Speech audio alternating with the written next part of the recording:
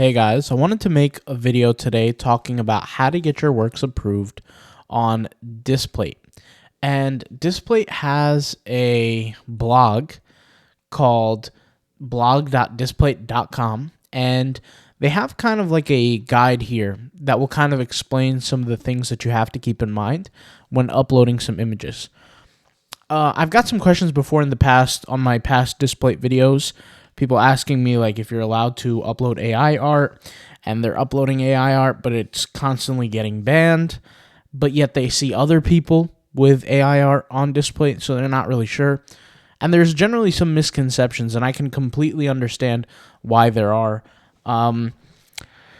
Basically, you can upload AI art. I've done it myself, but there are some things you want to keep in mind. So we'll go over some of those things today here through this blog post. And so let's go over some of the basic requirements in terms of the actual file that you're uploading. All right. So the first thing is, and this is really not in order, but I think minimum DPI of 300. They want the image to be a really, really high quality. DPI stands for dots per inch, and that is a printable measurement. The on-screen measurement is your pixels per inch, so your PPI. And if you have like a Windows or a Mac or something, you can open up the image and you can see like in the information of the image what the PPI is. So basically, you want that number to be 300 or higher, basically. Upscaling can potentially help. Having just a high quality image in general does help. And trust me, there are some times where I haven't even measured my DPI. I just upscaled the image and upload it, and it works fine for me. So, yeah, that's part of the requirements. The next one is the smallest size of the image should be at least 2,900 pixels. So the smallest size is the width or the height, depending on if it's going to be horizontal or it's going to be a vertical poster. So is the poster going to look something like this or something like that, right? But the smallest size cannot be smaller than 2,900 pixels. They have here an image ratio of 2,900 by 4060, which is 4,060 pixels. The image ratio should be 1 to a 1.4 ratio. What you guys could do is you could go into Canva and just measure out, like in the custom sizing, just write 2,900 by 4060, and that should be pretty decent. It says recommended dimensions are 4,000 by 5,600 pixels. So there you go. That's another thing right there that can help. And it says go for sRGB color profile. I'll be honest with you, I don't really have problems with any kind of issues with my color profile. I never really checked. But if we actually want to Google this here, let's go ahead and Google this. The sRGB color profile here. Let's go ahead and Google it. You can kind of see a standard is a red, green, blue color space. So you can kind of see it's not really too extreme on the greens, not too extreme on the dark reds, but it does have some red in there, and not too extreme on the light purples and pinks. To be honest, guys, I don't think, even though they mention this, I don't think it will make or break you, right? Because even if their printers are going to print something out, it's still going to adapt to the closest color that it has. So this is not a make or break situation. Now let's kind of see the top reasons for rejections. Bad quality images.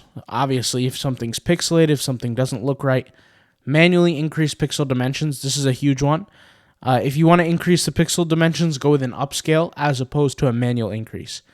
That's a huge one, because when you manually increase, that image is a raster.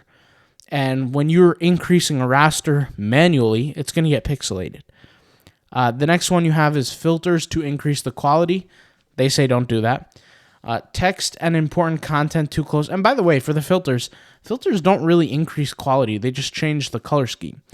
But anyways, text and important content too close to the edge. So this is a huge one. The reason why is because you have that bleed edge and you have that border, and you don't want any kind of important parts of the subject of the image to bleed past a certain point, because it could be printed on the edges of the image, or maybe not even printed at all because it expands too far, and then the image will be cut off in a way. So they don't want that either. They actually have some examples of what those look like, and we'll take a look at them in just a minute. But filters to increase the quality, text too close to the edge, frames, manually increasing the dimensions, bad quality, and multiple uploads of the same image with a changed color palette or a tiny detail. So there you go. Those are reasons for common rejections. So here's some examples. So here you have the example of things being too close to the edge. Notice how they have the good poster here on the left-hand side, and then they have the bad one on the right. Notice how the image kind of expands way too close to the edge here. To be honest, with my personal experience, I look at an image like this, and I don't see any. This is not the. This is not being too close to the edge. This is, the low quality. You could see the one on the right hand is a little bit lower quality. I was gonna say this image looks way too close to the edge in terms of the art for the content, but there you go. That's an example of low quality. This is a bad example of the image where it's too close to the edge, I think. Filters to increase the quality. So this supposedly represents filters. I don't know, but this is definitely not higher quality. But notice how the subject of the content is in the image. It's not stretched, kind of like the one on the right-hand side. It's not, any of that. So definitely don't stretch your images or anything. And if you keep the images the same size that they've said earlier, that, where was it here? The 4,000 by 5,600, it won't have to stretch like this. Sometimes if you're going to create an image and it's not the right ratio, it could potentially stretch. Even if you have a side that's larger than 2,900 pixels, it could do this. So that's a no-go. This one, let's see. It says text and important content too close to the edge. So here is an example supposedly of that. To be honest, these two look pretty similar. This one just looks lower quality. But I would say this is too close to the edge as well. Like for me personally, when I upload images, I don't keep them close to the edge at all. I try to keep everything internal, at least with my new skills that I've learned, through the months doing Displate. Here, this one is about frames. So let's look at this frame. You see the image here. The circle is kind of touching the frame, the edge here. You don't want that. So you want everything stuck inside, which once again, this is kind of a good representation of having everything internally. And also, you could see the signature on there. The word snake is at the corner. I'm pretty sure that's one of the things that they don't allow either, is like your own custom branding or logos or something like that. I'm pretty sure you're not allowed to have that as well. The next here is pictures. Okay, so this is the frames, and then this one is too close to the edge, the content too close to the edge. All right, there we go. So this one is frames. So you can see here this one has a frame all around it, and this one doesn't. Obviously, don't include frames in the image, whether it's text, whether it's, borders, whatever, don't include it. That's understandable.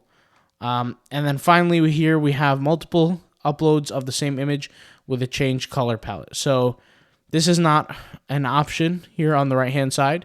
Notice how there's all the same wolf, just different colors in the behind frame, which is not really ideal, obviously. And then here you have stuff that's similar but different colors. So as long as the subject is changing, even if it's similar, it's okay.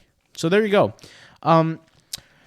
They have a sum up here section where they're talking about proper sizing, proper ratios, no frames, no text or important content next to the edge, no filters, and no frames. Pretty much, that's a decent sum up. You guys saw my opinion on this kind of stuff. Like, for me, when I look at this image, I feel like both of these images, well, one is obviously lower quality, but this image, I feel like is just too close to the edge as well. I wouldn't take a risk doing this. I would actually make this smaller. Now, granted, I would never really post an image like this anyway, because it's not my style, but I feel like the content here is too close to the edge anyway. That's why I try to reduce all the rejections I possibly can when I'm working on Displate. So this is a good, like I said, a good little summary of how to improve that approval rate and reduce the rejections for Displate. So hopefully this helped. If you have any questions and you want to see more Displate videos, click the links in the description or in the pinned comment. You'll see more content on it. All right. I'll talk to you soon. Thank you for watching, and peace out. Bye.